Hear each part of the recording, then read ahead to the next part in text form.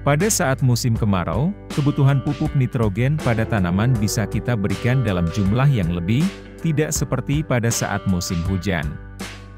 Dan prioritas dalam pemupukan yang utama, adalah bagaimana agar tanaman tetap bisa menyerap pupuk dengan baik. Meski dalam kondisi tanah yang umumnya kurang gembur. Sebelum pemberian pupuk dasar ini, alangkah baiknya jika melakukan sterilisasi lahan pada cabai dulu. Misalnya dengan H2O2, seperti pada video ini. Baru setelah itu, aplikasikan beberapa pupuk dasar. Di antaranya adalah sebagai berikut.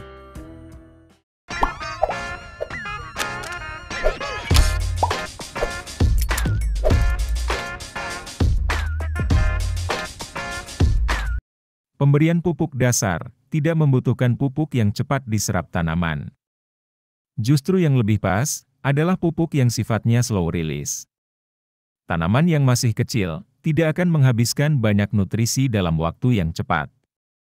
Salah satu pupuk slow release yang banyak digunakan adalah kohe kambing. Wajib hukumnya memakai kohe kambing yang sudah difermentasi. Di dalam kotoran ternak ini terkandung bakteri patogen yang dapat merusak tanaman apabila langsung digunakan sebagai pupuk. Oleh karena itu sangat perlu dilakukan fermentasi untuk membunuh bakteri parasit atau bahan berbahaya lainnya. Kalau untuk musim hujan, cukup setengah kilo. Tapi, untuk musim kemarau dosis yang dibutuhkan adalah 1 kg per tanaman. Diberikan dengan cara disebar merata.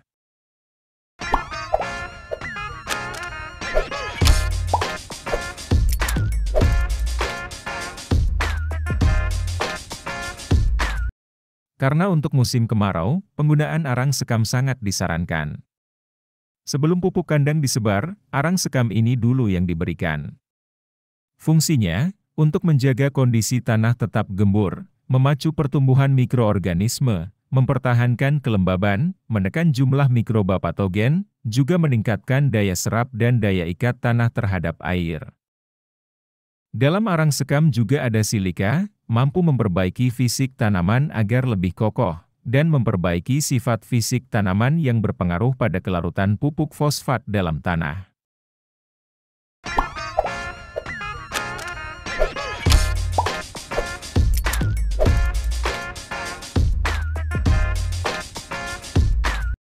Pada tanah yang pH-nya asam, berikan juga kapur, bersamaan dengan kohe dan arang sekam ini. Baru setelah itu aduk. Sehingga nanti tanahnya gembur untuk membantu akar tanaman lebih leluasa. Juga dengan pH yang sesuai untuk tanaman cabai.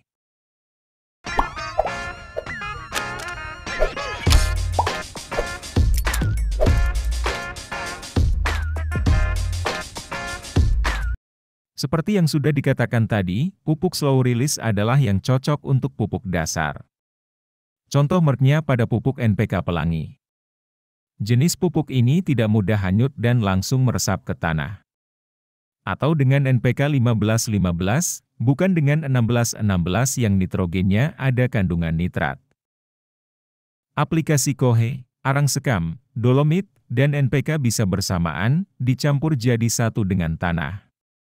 Selanjutnya biarkan dulu 1 minggu, tanpa ditutup dengan mulsa.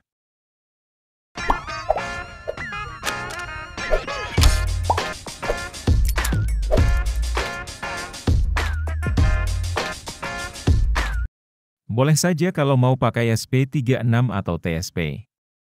Tapi, kalau mau membandingkan mana yang lebih unggul, lebih baik pakai Vertipos.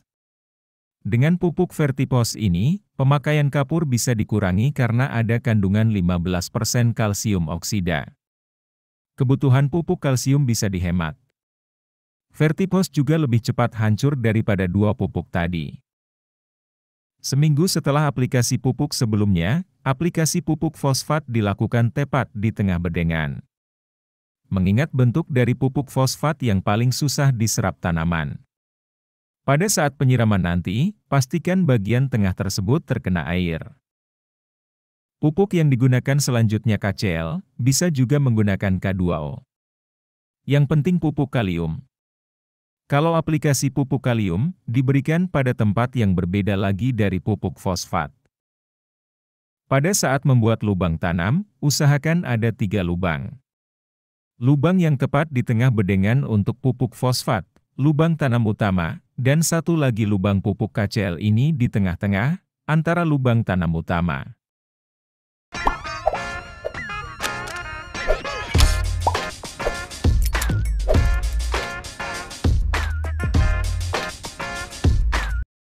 Satu lagi tambahan pupuk untuk musim kemarau, adalah pupuk hayati mikoriza.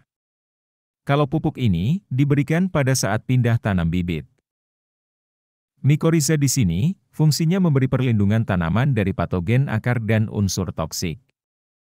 Jamur mikoriza sejatinya melepaskan antibiotik yang dapat mematikan patogen. Kalaupun dari pupuk kohe belum terfermentasi dengan baik, patogen jahatnya bisa dibunuh dengan mikoriza ini. Yang lebih penting di musim kemarau, mikoriza akan masuk dalam akar tanaman muda, dan membuatnya lebih banyak. Dengan mikoriza, jangkauan perakaran tanaman akan lebih luas, sehingga penyerapan pupuk atau air otomatis lebih luas. Mikoriza ini membutuhkan inang untuk bisa hidup, yaitu akar tanaman. Maka jika kita aplikasikan sebelum tanam dan dalam waktu yang lama bibit belum dipindah tanam, kemungkinan besar mikoriza akan mati. Tidak seperti mikroba dalam EM4 yang rentan mati ketika terkena sinar matahari, asalkan aplikasinya langsung didekatkan pada akar, di mana mikoriza langsung bertemu dengan inangnya, mikoriza bisa dimanfaatkan. Kalau dalam waktu yang lama tidak bertemu dengan akar, mikoriza bisa mati. Cara pakainya hanya dengan ditaburkan saja pada sekitar perakaran, bukan dengan cara kocor karena sejatinya mikoriza tidak larut air. Cara aplikasi yang tepat adalah setelah dibenamkan dalam tanah, baru disiram. Gabungan dari beberapa pupuk tadi, bisa membuat tanaman lebih rimbun di musim kemarau. Bantuan arang sekam membuat tanah lebih gembur. Pupuk yang bekerja slow release, tersedia perlahan sesuai kebutuhannya, dan bantuan mikoriza membuat tanaman bisa memaksimalkan penyerapan pupuknya. Sedikit banyak semoga membantu, dan sampai jumpa.